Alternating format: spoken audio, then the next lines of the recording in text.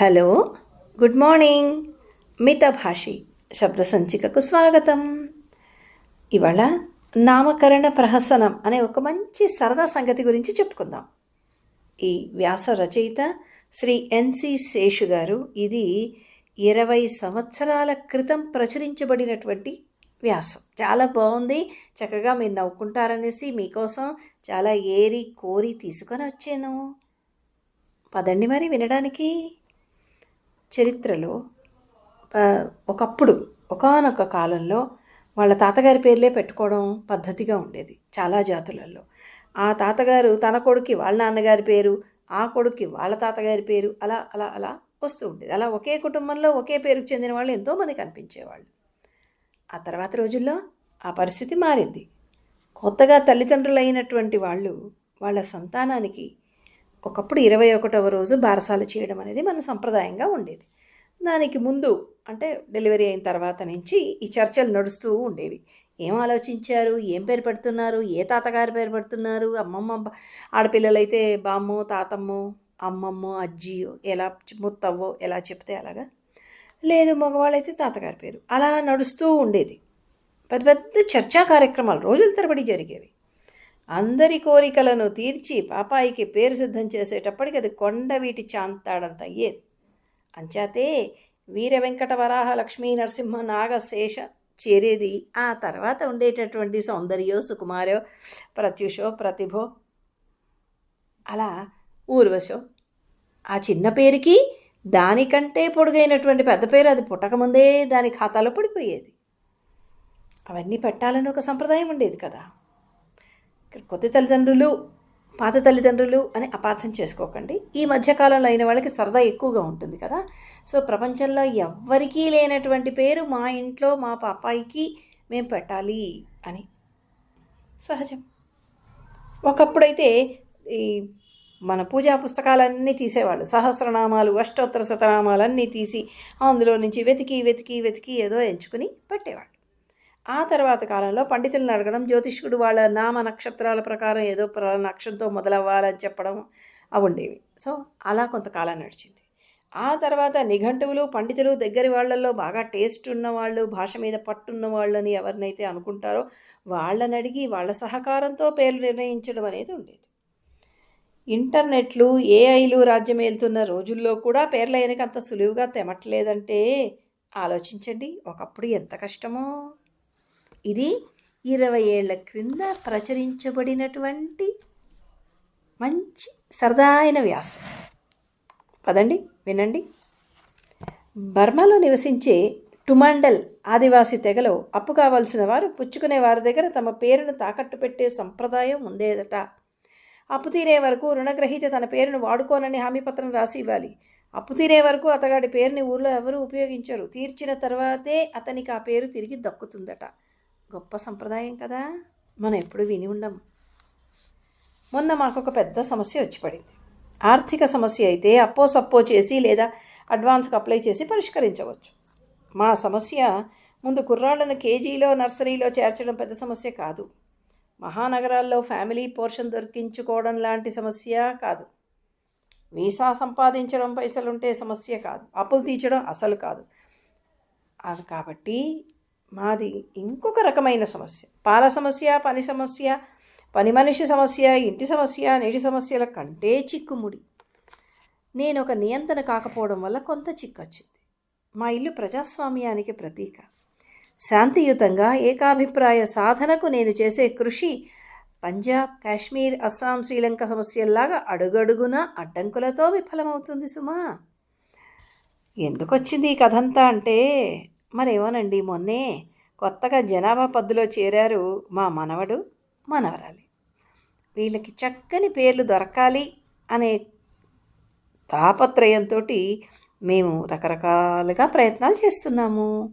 ఏకాభిప్రాయం కుదరక బుర్ర నిప్పులు చెరిగే ఎండలో హెల్మెట్ పెట్టుకున్నంత వేడెక్కిపోతుంది. ఇది కూడా సమస్యేనా అని తీసిపారేయకండి. వినండి మరి. మాది ఉమ్మడి కుటుంబం. మడి కట్టుకునే మా అమ్మకు, మహిళా మండలిలో సెక్రటరీలు సభ్యురాండ్రు అయిన మా కోడలమ్మలకు భావసారూప్య సాధన బహు కష్టం. అత్తాకోడళ్ళు సరే సరి, ఎప్పుడూ అపోజిట్ పొజిషన్.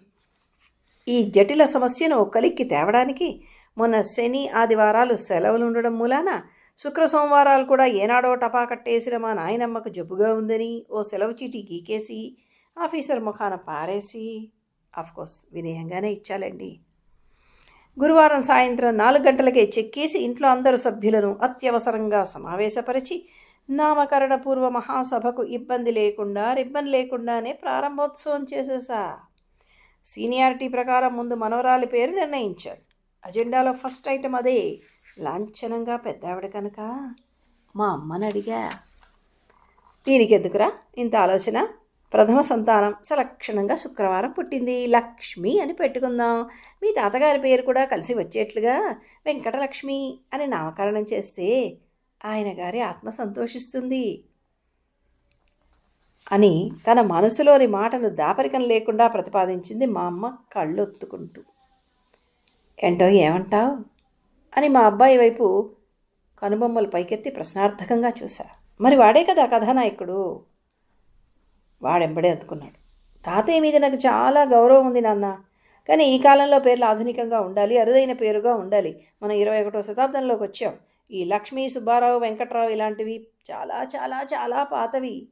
అది కాక పేర్లు పెట్టడంలో జాగ్రత్తగా ఉండాలి. మా ఆఫీస్లో ఆంజనేయులను ఒక ఆయన ఉన్నాడు. ఆయన అందరూ ఇంజనాయిలు అని పిలుస్తారు.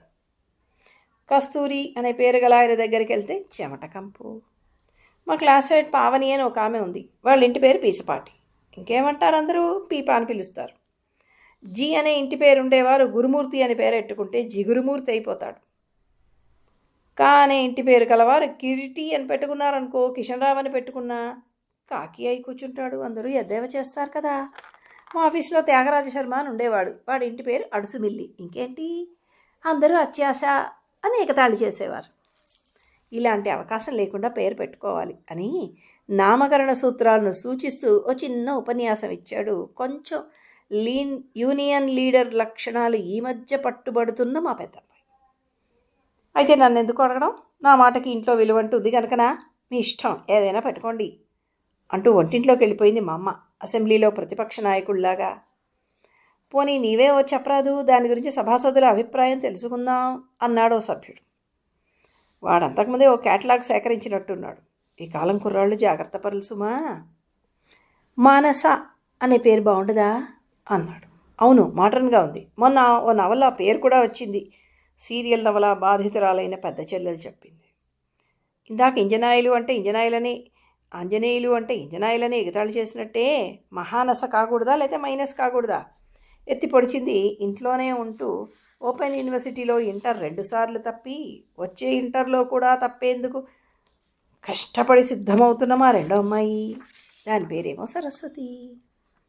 అవునోయ్, సరస్వతి బుద్ధిలో చదువులో పనిచేయకపోయినా నిక్ నేమ్ స్పెషలిస్ట్ అయిపోయిందే అంది మా పెద్దమ్మాయి. ఇలా జల్లెడ దృష్టితో వెతికితే అన్ని పేర్లలో ఏదో ఒక వంక కనపడవచ్చు. హిమబిందు అంటే మంచు బిందే, బాలాజీ అంటే బహులేజీ, సవిత అంటే సవతి అనో వసతి అనో ఎన్నో చెప్పచ్చు. అందాక ఊరుకున్న మా సతీమణి స్వెటర్ అల్లుకుంటూనే సలహా ఇచ్చింది. సరళ అంటే మరో అబ్బాయి ప్రతిపాదన. అబ్బే, సరళ రేఖలు, వక్రరేఖలు, జామెట్రీ వ్యవహారం. పక్కవాడి ఎదురు వ్యాఖ్య. పోనీ మయూరి అంటే ఆడనెమలి, నృత్యం చేసేది మయూరం అంటే మగనెమలి అన్నాడు బీఓఎల్ వెలగబడుతున్న మరొకడు. జయంతి అంటే జంతికల్లాగా జయంతి వైజయంతి ఏమిటి, బాగులేదు. సుమతి శ్రీమతి బాగుంటుందా? అబ్బే, ఎగుమతి దిగుమతి లాగా. అది కాక మతి ఉండాల్సింది మనిషికి కానీ పేర్లకు కాదు.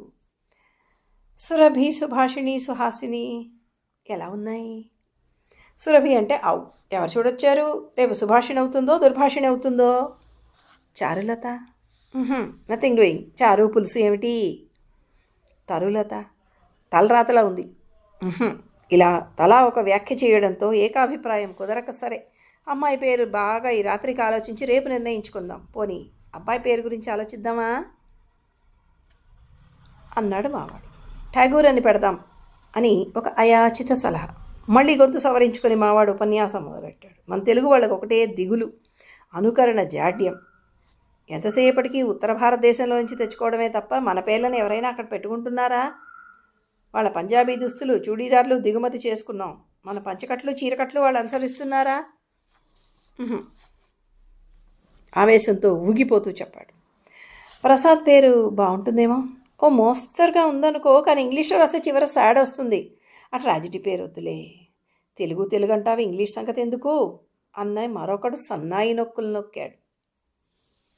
అవుననుకో, కానీ ఇంగ్లీష్ ప్రపంచ భాష, మన దేశం నుంచి ఎన్ని శతాబ్దాలైనా పోదు. దయానంద్ ఎలా ఉంది? అబ్బే, దయానందుని విరిస్తే డే ఆనంద్ అవుతుంది, పగలు మాత్రమే ఆనందుడు కావచ్చు. రవికుమార్, పైరవి కుమార్ అనే నిక్నేమ్ వచ్చేస్తుందేమో. దండపాణి అని పెడితే మన ఇంటి పేరు కోపల్లే, కోదండపాణి అని శ్లేషగా కూడా పిలవచ్చు. అది ఇంగ్లీష్లో కేడీ అవుతుందమ్మా. అయ్యా, ఇదండి మా సమస్య. కొంతమంది కొత్త పత్రికలు ప్రారంభించే ముందు పత్రికకు మంచి పేరు సూచించిన వారికి బహుమతి అని ప్రకటిస్తుంటారు. అలా మేము కూడా ఇస్తే బాగుంటుందేమో అనే ఆలోచనలో పడ్డాం. ఈలోగా తుది నిర్ణయం తీసుకునే వరకు మనమడిని నాని అని, మనమరాల్ని జానీ అని పిలుచుకునేందుకు ఏకగ్రీవంగా నిర్ణయించుకున్నాము. మీరైనా ఓ మంచి పేరు సూచించండి, ఇద్దరికీనూ తగు పారితోషికం ఇప్పిస్తాం. ఇదండి నామకరణ ప్రహసనం. ఒకప్పుడు చర్చల మీద చర్చలు, సుదీర్ఘ చర్చలు జరిగేవి. 21వ దినం బారసాల చేయడానికి ఒక అరగంట గంట ముందు వరకు కూడా కొనసాగుతూనే ఉండేవి. అది ఆ ఇంట్లో ఉండే వాళ్ళకి పెద్ద సమస్యలాగా ఉండొచ్చు, కానీ అది గమనిస్తూ చూస్తున్న వాళ్ళకి బహు సరదాగా నవ్వుకునేందుకు వీలుగా భలే బాగుండేదండి. పోయాయి ఆ రోజులన్నీ. ఎవరిని సంప్రదించడాలు లేవు, ఎవరికి తోచినట్టు వాళ్ళు పెట్టేసుకుంటున్నారు. నిర్లిప్తాలు, నిరూహాలు ఏమిటో నాకు కొన్ని పేర్లకి డిక్షనరీలో కూడా అర్థం తెలియదు, వాళ్ళకి తెలియదు. సరే, మనకి తెలియకపోతే నష్టమేం లేదనుకోండి, కానీ వాళ్ళకైనా తెలియాలి కదా, ఏంటి దీని వెనక ఉద్దేశం, దీని వెనక ఆలోచన ఏమిటి అనేది. ఎంత పలకడానికి కఠినంగా ఉంటే అంత మంచి పేరుగా ఇవాళ రేపు ఆలోచిస్తున్నాము. వెనకటికి కూడా ఆలోచించారండి, అలా సులువుగా ఏమీ పట్టలేదు. వాళ్ళ అప్పటి సామాజిక పరిస్థితులను బట్టి, వాళ్ళ ఆలోచన విధానాన్ని బట్టి వాళ్ళు ఆలోచించారు, మనము ఆలోచిస్తున్నాం, అంతే. ఇదో సరదా అయిన సంప్రదాయం. మన ఇంట్లో కాకపోతే చాలు, భలే ఎంజాయ్ చేస్తాం మనం. అది వచ్చిన సమస్య కదా.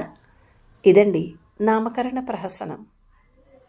మరోసారి మరో మంచి అంశంతో మళ్ళీ కలిసే వరకు సెలవా మరి. మీ మితభాషి. వీడియో నచ్చినట్టయితే తప్పకుండా లైక్, షేర్ అండ్ సబ్స్క్రైబ్ చేయండి. Thanks for watching.